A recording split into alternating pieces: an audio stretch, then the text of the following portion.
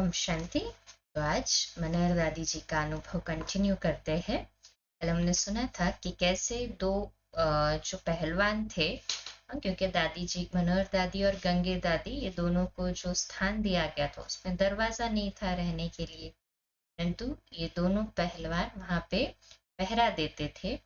और समय रहते 15 दिन में वो जैसे कि अभ्यास हुआ था वैसे ही उनको उसमें मेडल मिला, या अर्थात वो प्रतियोगिता जीत गए। तो और अधिक उनको दादियों पर निश्चय हो गया कि ये तो जरूर देवियां हैं, और पहलवानों को लेकर आए वो, और कुछ सामान भी लेकर आए। फिर दादियों ने कैसे उनको बाबा को पहले भोग बना, खीर लगाई भोग बना के, और उनको भी दी सभी को। आगे का अनुभव दादी जी सुनाते हैं कि ये जो सेवाएं चल रही थी वो शिकायत के रूप में पंडित नेहरू जी के पास भी पहुंच गई थी। जमुना घाट पर एक माता आती थी। उसने देखा कि ऐसी देवियां और घाट पर रहकर परमात्मा का ज्ञान सुनाती है, क्या इसको रहने के लिए स्थान नहीं है? उसने हमारे को कहा कि आपको तो शहर में रहकर सेवा करनी चाहिए। वह हमें टांगे में बिठाकर शहर में अपने घर में ले आई। उस माता की लड़की कोठी अभी भी दिल्ली पांडव भवन के बाजू में है। उस माता की लकड़ी की कोठी, अर्थात कि वुड का घर बना हुआ था, वो अभी भी दिल्ली पांडव भवन के बाजू बाजू में ही है। इनिशियल फाउंडेशन हुई ना वो सेवा की। उस माता ने अपने मकान में एक कमरा हमें रहने के लिए दिया, साथ में हॉल उपयोग करने के लिए भी दिया। हम रोज ज्ञान योग सिखाकर उसकी रूहानी पालना करती थी। वो अनाज आदि देकर हमारी स्थूल पालना करती थी। धीरे धीरे उस घर के आसपास रहने वाली माताएं आने लगी। आश्चर्य की बात यह थी कि आने वाली माताओं को जब ओम शांति कहकर हम योग कराती थी तो बहुत सी माताएं ध्यान में चली जाती थी। यह रोज होता था। यह बात उनके पतियों को पता पड़ गई, क्योंकि वे माताएं घर जाने के बाद सारा दिन अपने ही नशे में रहती थी और कृष्ण कृष्ण कहती रहती थी। वे कहने लगी कि ये कौन है जिन्होंने हमारी पत्नियों को पागल बना दिया है। उन लोगों ने मिलकर उस समय के भारत के प्रधानमंत्री पंडित नेहरू जी को शिकायत की। उन्होंने अपनी पुत्री इंदिरा को यह कार्य सौंपा कि जाकर इसकी पूछताछ करो। इंदिरा जी ने हमारे पास 4 माताओं को चेकिंग के लिए भेजा। जब हमारा सत्संग शुरू होता था तो वे माताएं हमारे सत्संग के बीच में बैठ जाती थी, कभी चुपचाप अलग बैठ जाती थी और सब देखती रहती थी। उन्होंने देखा और सच्चाई का पता लगा कि यह बहनें तो कुछ भी नहीं करती है। ये तो योग में बैठ दृष्टि खुली रखती है, परंतु माताएं ध्यान में चली जाती है। यह न जादू है न सम्मोहन अर्थात हिप्नोटिज्म है। ओके, कुछ कहती ही नहीं थी ना बहनें, तो योग में दृष्टि देती थी, बाकी तो कार्य बाबा का है। किसी को बुलाकर दृष्टि में दृष्टि मिलाए ऐसा भी नहीं है। तुरंत उन्होंने हमारी रिपोर्ट अच्छी पहुंचाई, लेकिन उनमें से एक माता ने गलत गलत रिपोर्ट पहुंचाई कि यह जादूगरनियां हैं, ऐसे ऐसे करती है, आंखें खुलकर योग करती है। यह कौन सा योग है? योग तो आंखें बंद करके होता है ना। यहाँ से ही हंगामा शुरू हुआ, क्योंकि बात नई थी। हाँ, कोई भी नई बात होती है तो स्वीकार करने में समय तो लगता है। लेकिन माताएं रोज आती रही और ध्यान में रोज जाती रही। जिसको निश्चय है उसको क्या फर्क पड़ेगा। उनके पतियों को भी पता लगता था कि ये रोज जाती है। बात भी सच्ची थी, कोई झूठ बात तो थी नहीं। ऐसे ऐसे करते करते उस समय के राष्ट्रपति अर्थात बाबू राजेंद्र प्रसाद जी के पास भी रिपोर्ट गई। जब हम उनसे मिलने गए तो उन्होंने प्रश्न पूछा कि आप कहाँ से आई है, क्या सिखाती है, कैसा आपका योग है। हमने उनके प्रश्नों को उत्तर दिया तो उन्होंने कहा कि आपका सब अच्छा है, आप अच्छा काम करती है, लेकिन आपकी रिपोर्ट हमारे पास आई है। हमने कहा कि हम तो कुछ करती नहीं, ये सब भगवान का कार्य है। फिर आगे का अनुभव कि कैसे बच्चों को खिलाए बिगर बाबा कभी कहीं, हाँ, बाबा भी खुद नहीं खाते थे। उसके बाद हमारे मन में विचार आया कि सेवाओं की वृद्धि करें। मैंने योग में बैठ के संकल्प किया कि कोई एक ऐसा बाबा का बच्चा निकले जो हमारे को कम से कम अलग कमरा दे देवे। थोड़े दिनों में ही एक भाई निकला जिसने कमरा दिया। उसने उसमें हम सत्संग करते थे उस कमरे में। फिर संकल्प आया कि बाबा एक ऐसा बच्चा भेजो जो साहित्य छपवा कर देवे। कुछ दिनों के बाद ऐसा बाबा का बच्चा आया जो हमें साहित्य छाप कर देता था। ऐसे हम जो संकल्प करते थे वह जरूर साकार होता था। फिर संकल्प आया कि और एक बड़ा मकान चाहिए, तो एक बड़ा हॉल मिल गया। उस मकान में मैं और दीदी मनमोहिनी जी और एक बहन रहती थी। देखो बाबा कैसे सेवा को बढ़ाता गया, संकल्प आना और बाबा को सिद्ध करना। दीदी सेंटर पर रहती थी, मनमोहिनी दीदी जी सेंटर पर रहते थे और मैं अलग अलग सेवा पर, और दूसरी बहन अलग सेवा करने जाती थी। वह किसी मंदिर में जाती तो मैं किसी गुरुद्वारे में जाकर आने वाले लोगों की ज्ञान सेवा करती थी। जिनको ज्ञान अच्छा लगता था उन्हों को सेंटर पर आने का निमंत्रण देते थे। आज आप आना, आपको अपनी बड़ी दीदी से मिलाएंगे जो तपस्विनी योगिनी है।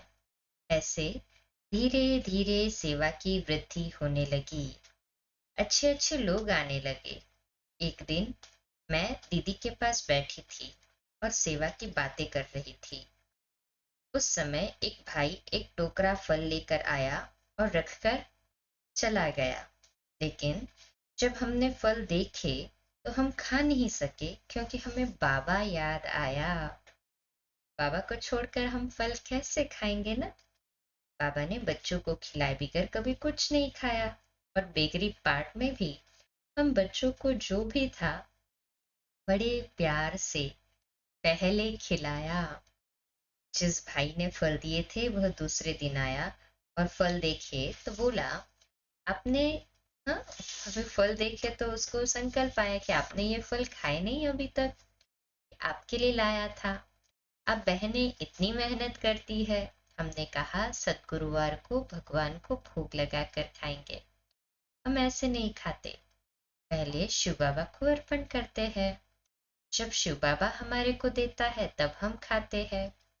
उसे हमने यज्ञ की बात सुनाई कि आबू में हमारे मम्मा बाबा है, वहां विश्व शांति के लिए महायज्ञ रचा है, वहां अनेक भाई बहनें तपस्या कर रहे हैं, इसलिए हम उनको छोड़कर ये फल नहीं खा सकते।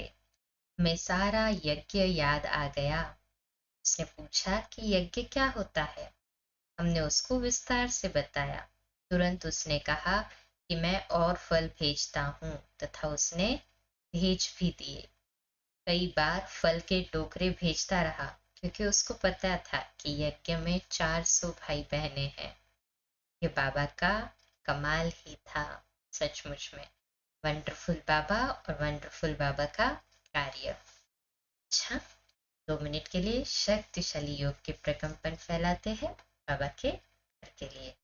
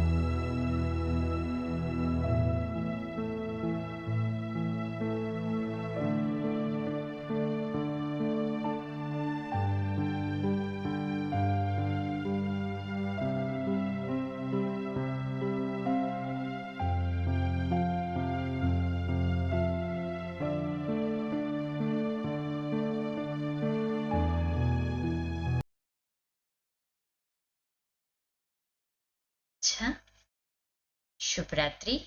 कल सुबह लाइव अमृत वेला मेडिटेशन के लिए मिलेंगे 3:30 से 4:30 और 4:30 से 5। प्यारे मीठे बाबा की मधुर मुरली सुनेंगे और रात्रि क्लास रोज की तरह 8:45 बजे।